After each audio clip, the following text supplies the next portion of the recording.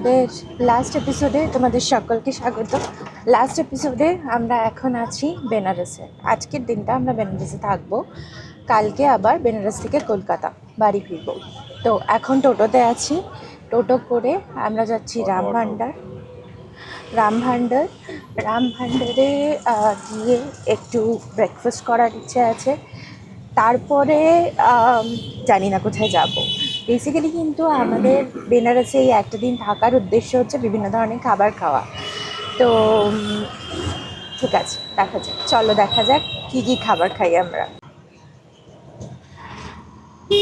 আজকে অক্টোবরের 14 তারিখ, এখন 8:10 বাজে। ওয়েদার কিন্তু ভালো বেশ এখানে, মানে আমরা এক্সপেক্ট করেছিলাম বেনারসে প্রচণ্ড গরম হবে, একদম কাঠফাটা রোদ্দুর হবে। এখনও রোদ্দুর ওঠেনি এবং বেশ হালকা হালকা ঠান্ডা ঠান্ডা হাওয়া দিচ্ছে, সুন্দর weather. Varanasi is one of the oldest living city. 3000 বছর পুরনো, ভাবতেও ভীষণ অবাক হতো। আর বারাণসীর নাম বারাণসী হয়েছে কারণ গঙ্গার উপনদী বরুণা আর আসির মিলন ক্ষেত্র এটি। আমরা আছি দীনদয়াল নগর বলে জায়গাটায়, যেটা কিনা আশি ঘাট থেকে, প্রচণ্ড আওয়াজ, যেটা কিনা আশি ঘাট থেকে 1 কিলোমিটার মতো দূরত্বে। তো সেখান থেকে এই জায়গাটা, যেটা কিনা মণিকর্ণিকা ঘাটের কাছে, আসতে আমাদের 110 টাকা ভাড়া নিয়েছে উবার টোটোতে। লোকাল টোটো আর একটু বেশি চাইছিল, তাই জন্য আমরা উবার টোটো নিয়েছিলাম। রামভান্ডার, হাতেরি বাজারের রামভান্ডারে চলেছি আমরা। উদ্দেশ্য ছোট কচুরি, বড় কচুরি, গোলাপজাম এগুলো খাওয়া। সেই রামভান্ডার, গরম গরম কচুরি ভাজা হচ্ছে। এখানে পৌঁছতে আমাদের প্রায় 1 কিলোমিটার মতো রাস্তা কিন্তু হেঁটে আসতে হয়েছে। গরম গরম খাবার তৈরি হয়েছে। এখন 7টা বাজে। আমরা 6:30 নাগাদ বেরিয়েছিলাম ওখান থেকে। আসতে কিন্তু অনেকটা সময় লেগেছে, প্রায় 20-25 মিনিট মতো টাইম লেগেছে আমাদের আশিঘাট থেকে এখানে আসতে। চলো এবার খাবারের অর্ডার দিয়েছি, লাইন আছে, একটা লম্বা লাইন। কচুরি এখনো আসতে অনেক দেরি, তাই জন্য আপাতত একটা গোলাপ জামুন নিয়েছি। আমাদের প্রচণ্ড খিদে পেয়েছে, সকাল থেকে কিছু খাইনি, চাটাও খাইনি আজকে। ইন্দ্রনীল জিলিপিও নিয়ে আসছে, যার অর্ধেক এখন আমরা খেয়ে ফেলেছি অলরেডি।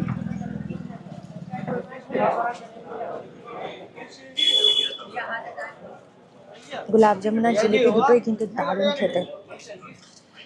কচুরি খাওয়ার আগেই আমরা জিলিপি আর গোলাপ জামুনটা খেয়ে নিলাম। তো এখন কচুরি আসতে দেরি হবে বলছে, তাই জন্য ইন্দ্রনীল দাঁড়িয়ে রয়েছে আর অপেক্ষা করছে যে কখন কচুরি পাওয়া যাবে, সেই জন্য। ফাইনালি আমাদের কচুরি চলে এসেছে। বড় কচুরিও নিয়েছে, ক্লাব কচুরিও নিয়েছে ইন্দ্রনীল। এটা ক্লাব কচুরি না গো, এটা খাস্তা কচুরি টাইপের। দেখো, খাস্তা কচুরি। যাই হোক, এবার খাওয়া দাওয়াটা করে নিই। এই হচ্ছে রামভান্ডার। কি ভিড়, বাপরে বাপ! চলো খেয়ে নিই। কচুরি খাওয়া হয়েছে আমাদের। আমরা এখন এখান দিয়ে হেঁটে যাচ্ছি হচ্ছে মণিকর্ণিকা ঘাটের কাছে। এই রামভান্ডার বলেছে দোকানটা, এটার কাছের ঘাট হচ্ছে মণিকর্ণিকা ঘাট। তো সেখানে আমরা যাচ্ছি। কাশী বিশ্বনাথ মন্দিরও খুব কাছে। আমরা শিওর নয় মন্দিরে যাবো কিনা আজকে, তো লেটস সি।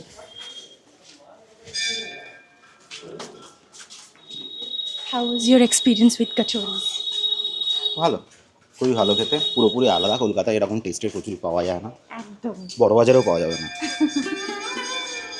পুরোপুরি ডিফারেন্ট। সেই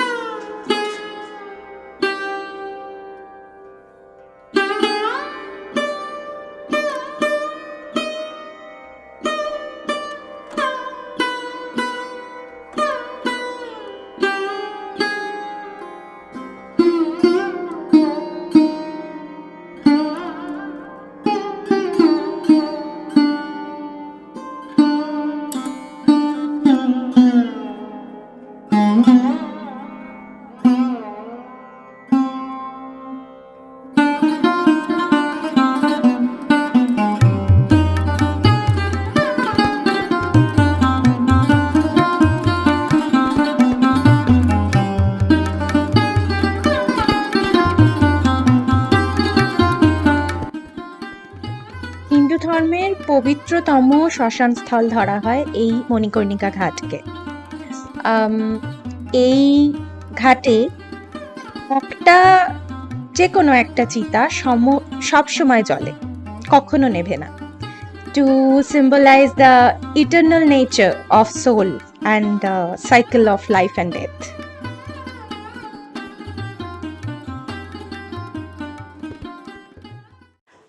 মানিকর্ণিকা ঘাটটা ঘুরে আমরা এখন যাচ্ছি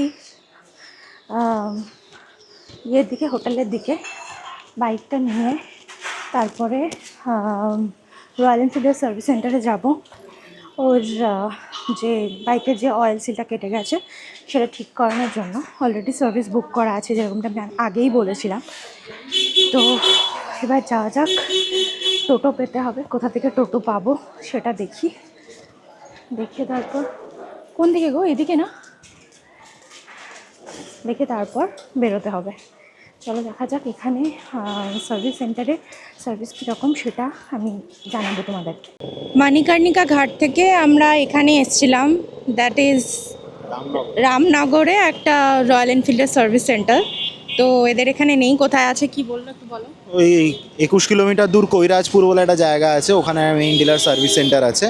তো ওখানে লোকেশন পাঠিয়ে দিয়েছে আমাকে, ওখানে বললো আছে। ওখানে কি করাবো, এখন 1 ঘন্টা লাগবে যেতে 1 ঘন্টা, আসতে 1 ঘন্টা, মাঝে কাজ করতে হয়, তার 1 ঘন্টা অন্তত লাগবে। তো 3-4 ঘন্টার গল্প আছে। 12:15 বাজে, 4:30 5টা তো বেজেই যাবে। দেখা যাক আজকে তাহলে, মানে আরতি আর দেখা হবে না মনে হচ্ছে, দেখা যাক। কৈরাজপুর সার্ভিস সেন্টারের উদ্দেশ্যে আমরা যাত্রা শুরু করে দিয়েছি।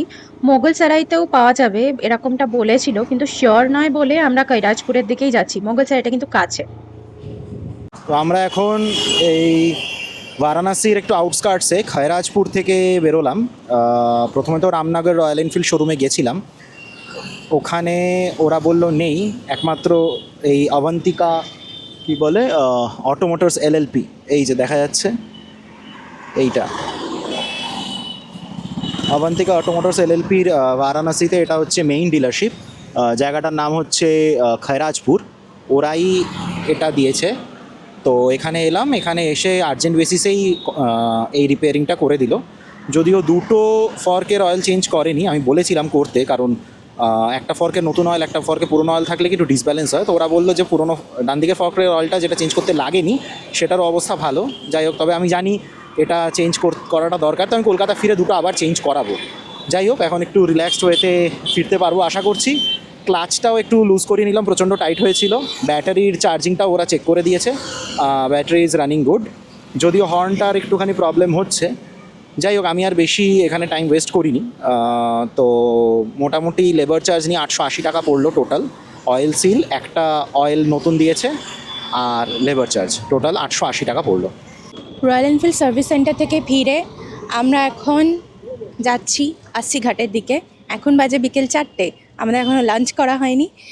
চাট, লস্যি এটসেট্রা দিয়ে আজকে লাঞ্চটা করব এরকম ইচ্ছে আছে। মোট কথা খিদে পেয়েছে, খিদে নিবারণ করব আর কি। আমার পিছনে যে লেখা আছে নিহান্স বলে, এই হোমস্টেটাতেই আমরা আছি। তো হোমস্টেটার নাম, হোমস্টে নয় সরি, হোটেলই বলা যেতে পারে, কারণ এটার উপরের তলাটা পুরো মানে 3খানা রুম রয়েছে, যেখানে কিনা এয়ারবিএনবি এরা ভাড়া দিচ্ছে। তো এই জায়গাটাতেই অ্যাকচুয়ালি আমরা আছি। এটা হচ্ছে দীনদয়াল নগর, আর রাস্তাটা, এই পার্টিকুলার রাস্তাটা হচ্ছে কবিরনগর রোড। তো এটা 80 ঘাট থেকে প্রায় 1 কিলোমিটার, গুগলে দেখা যাচ্ছে 900 মিটার। তো লোকেশনটা ভালোই, খারাপ নয়, কারণ যদি বাইক বা 4 চাকা নিয়ে আসা হয় তাহলে সেক্ষেত্রে পার্কিংটা একটা বড় ফ্যাক্টর, যেটা কিনা গদলিয়া চকের দিকে যে কটা হোটেল আছে বা কোনো ঘাটের কাছেই, XYZ কোনো ঘাটের কাছেই যা হোটেল আছে সেখানে আপনি পার্কিং পাবেন না। তো সেই রেসপেক্টে এই লোকেশনটা অবশ্যই ভালো। আমরা বাইক রাইডের ভিডিও করি, রিক্সা রাইডের ভিডিও করব না কেন? যাই হোক, আমরা রিক্সা করে এখন 80 ঘাট যাচ্ছি, কারণ হেঁটে যাওয়ার ক্ষমতা নেই, প্রচণ্ড খিদে পেয়েছে। তো পৌঁছেই গেছি প্রায়, আর একটুখানি রাস্তা। 80 ঘাটের কাছে আমরা এখানে বান টিক্কি খাচ্ছি, বান টিক্কি আর আলু টিক্কি চাট খেয়ে একটু চা খাবো, সকাল থেকে চা খাওয়া হয়।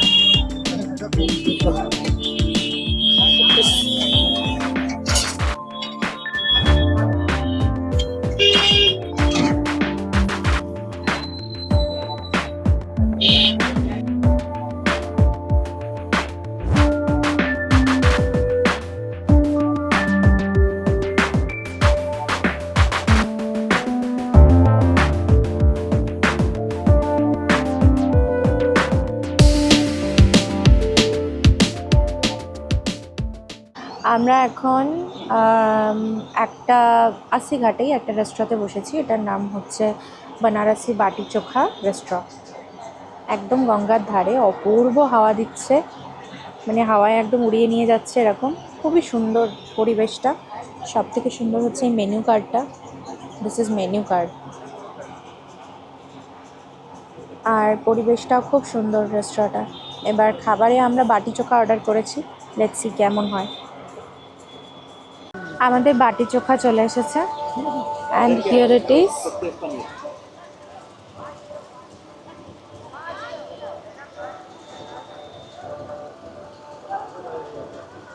এটাও একটা ছাতুর আর একটা পনিরের বললো, দুটো দুটো করে। ও আর একটা আনেনি তোমার? ও, কেমন খেতে? পনিরের ওটা তো দেখতে পাচ্ছি আমি, তাই না? আমি পনিরের কখনো খাইনি।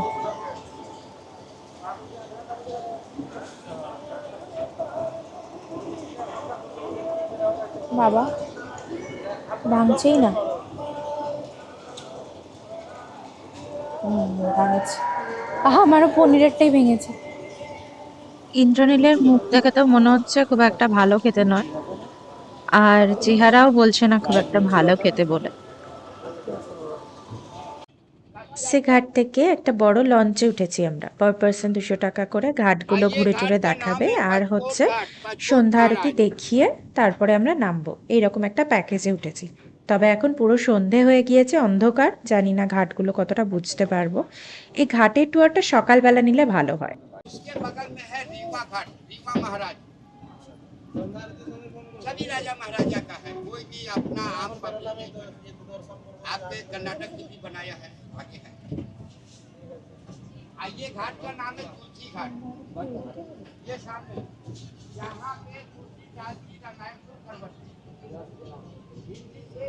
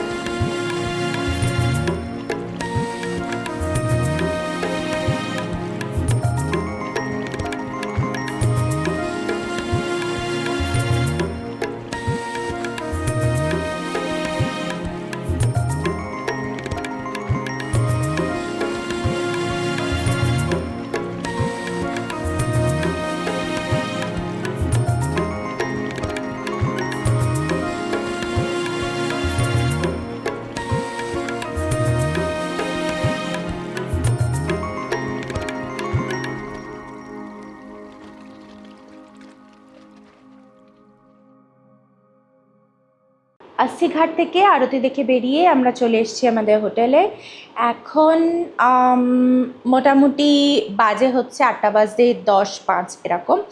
আরতি শেষ হয়েছে মোটামুটি 7:30 নাগাদ। তো আমরা যখন খেয়ে উঠলাম, সোয়া চারটে নাগাদ বোধহয় খেতে বসেছি আমরা, না না 4টের সময় বেরোলাম এখান থেকে, তো মোটামুটি 4:30 নাগাদ ধরে নাও আমরা খেতে বসেছি। আমাদের খাওয়া দাওয়া শেষ হয়েছে মোটামুটি 5:30 নাগাদ।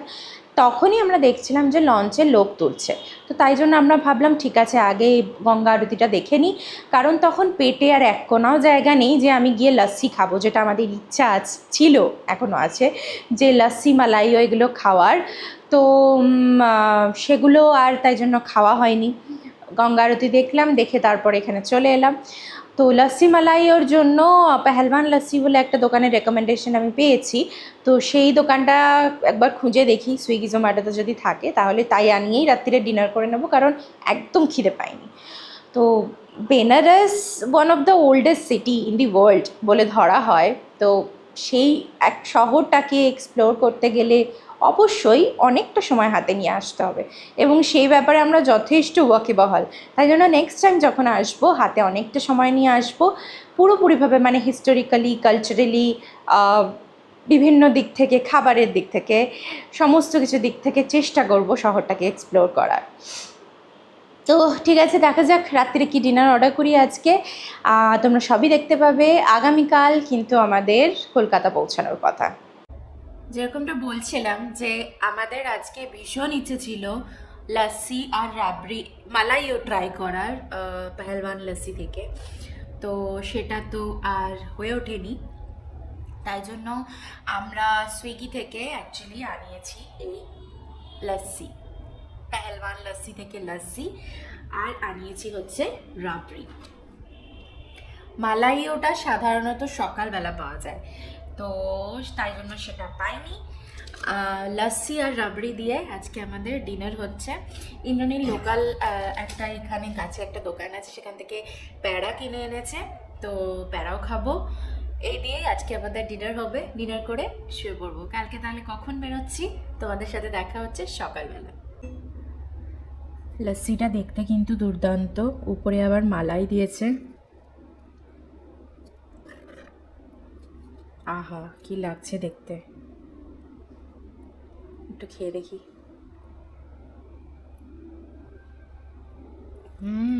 খুব ভালো খেতে। লস্যিটা খাও, খেয়ে দেখো কি ভালো খেতে। রাবড়িটা খাই একটু, হ্যাঁ রাবড়িটা খাইয়ে দেখি কেমন খেতে। রাবড়িটা ঢেলে নিয়েছি আমরা প্লেটে।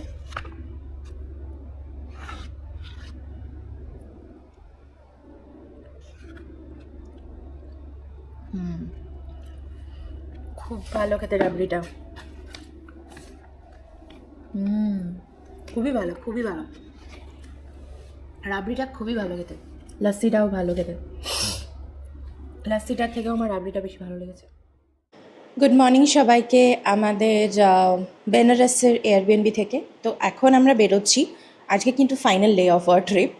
তো আমরা বেনারস থেকে বেরোচ্ছি ডেস্টিনেশন বাড়ি। এখন 5:30 বাজে, যদিও কিন্তু বাইরে একদমই আলো ফোটেনি, কিন্তু আমরা বেরিয়ে যাব এখন। তো চলো স্টার্ট করা যাক। কোন রাস্তা দিয়ে যাচ্ছি, কী ব্যাপার বৃত্তান্ত সমস্ত কিছু রাস্তায় যেতে যেতে বলবো। বারাণসীর হোটেল থেকে বেরিয়ে আমরা বারাণসী শহর পেরিয়ে, মানে ওই রামগড় ফোর্ট রোড, তারপরে সামনে ঘাট রোড, এগুলো পেরিয়ে আমরা সোজা উঠে যাচ্ছি এবার NH-19-এ। আর 400 মিটারে এটা সার্ভিস রোড, তো সার্ভিস রোড পেরিয়ে আমরা NH-19-এ উঠে যাব।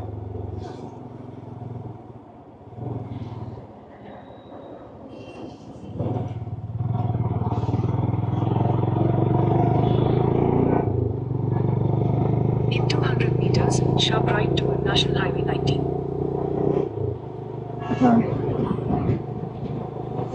Take the next right toward National Highway 19, then sharp left onto National Highway 19.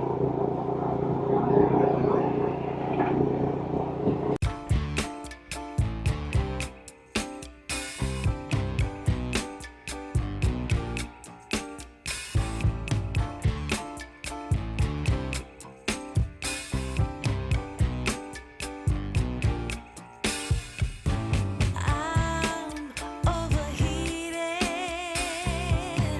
can hardly sleep at night.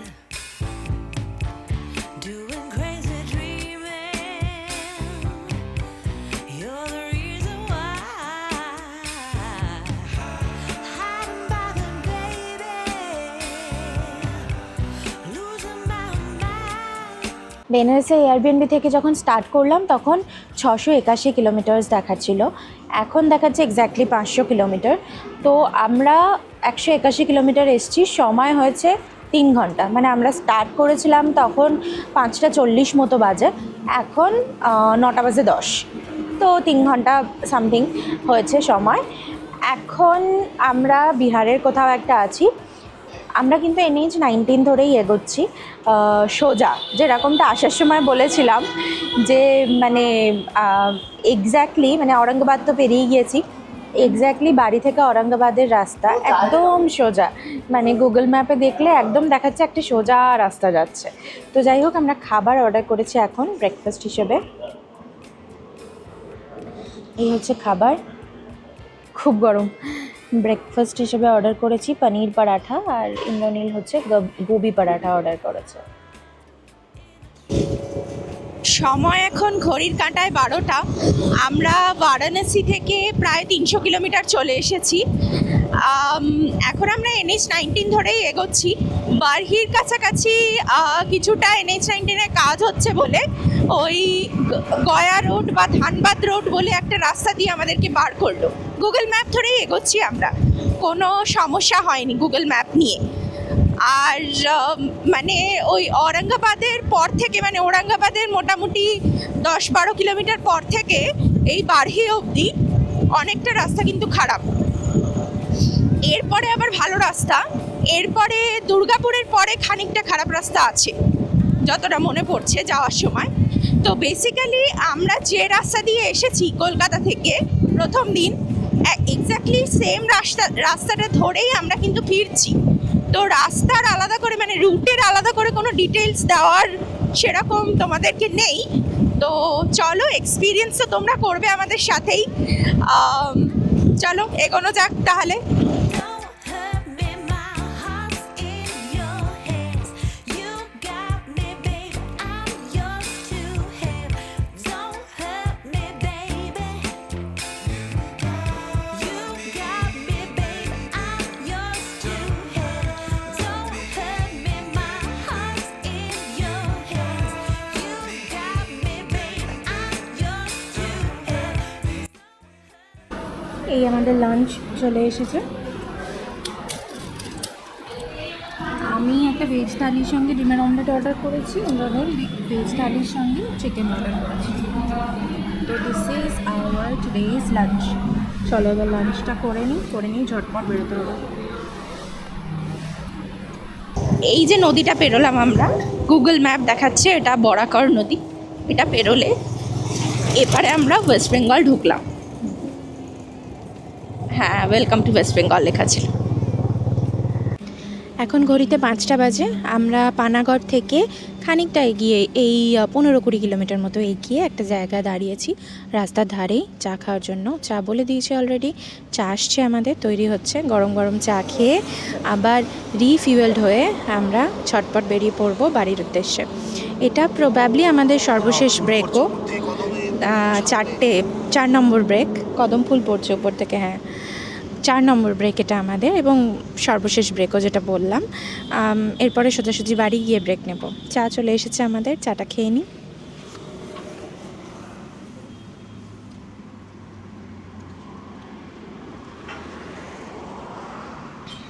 এখানে আমার উপরে কদম গাছ রয়েছে।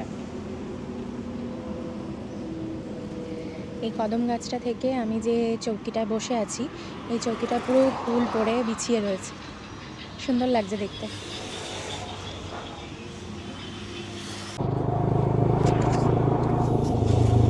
লাস্ট যেখানে চা খেলাম মানে ওই বর্ধমানের খানিক আগে, পানাগড়ের একটু পরে, ওই জায়গায়, মানে বর্ধমানে খানিক আগে না, বর্ধমানে অনেকটাই আগে। তো ওখান থেকে প্রায় 130 কিলোমিটার মতো রাস্তা এখন অবধি কভার করেছি আমরা। তো এখন বাজে 7:40। আমরা যখন চা খাচ্ছিলাম তখন 5:30 মতো বাজছিল, মানে পুরো 2 ঘন্টা টাইম লেগে গেল এইটুকু রাস্তা আসতে। প্রচুর ডাইভারশনস, প্রচুর। উৎসব শেষের আলো সঙ্গী করে আমরা বাড়ি ফিরছি।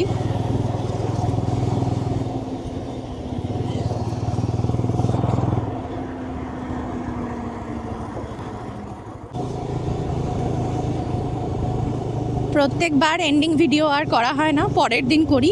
বাড়ি ফিরে নিজেদেরকে পরিষ্কার করা, জামা কাপড় পরিষ্কার করা আর সব লাগেজপত্র পরিষ্কার করার চক্করে আর টায়ার্ডনেস আর তখন তুঙ্গে চলে যায়। তাই ভাবলাম বাড়ি ঢুকতে ঢুকতে আজকে এন্ডিং ভিডিও করব। এটাই বোধহয় আমাদের ফার্স্ট লং রাইড, যেটার পরে আমরা ফিরছি মানে ঠিকঠাক সময় আর কি। ইউজুয়ালি আমরা মাঝরাতে ফিরি, সেরকমই হয়।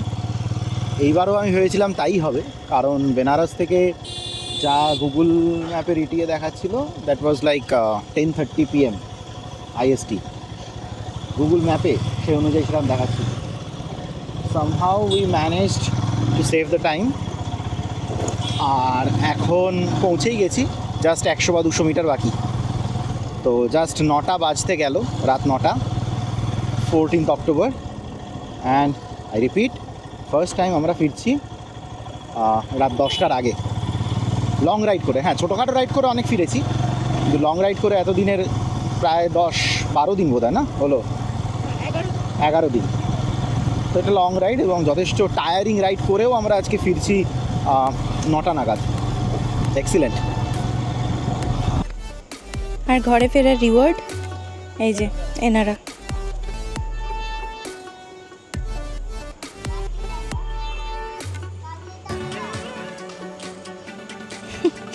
উৎসাহ দেখো, অতিরিক্ত এক্সাইটেড হয়ে গেছে বাবু।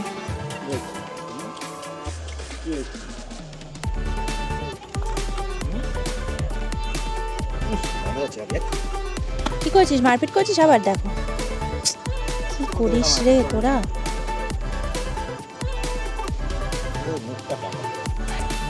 আবার কি কাজ নেই, কমনে সারাক্ষণ খালি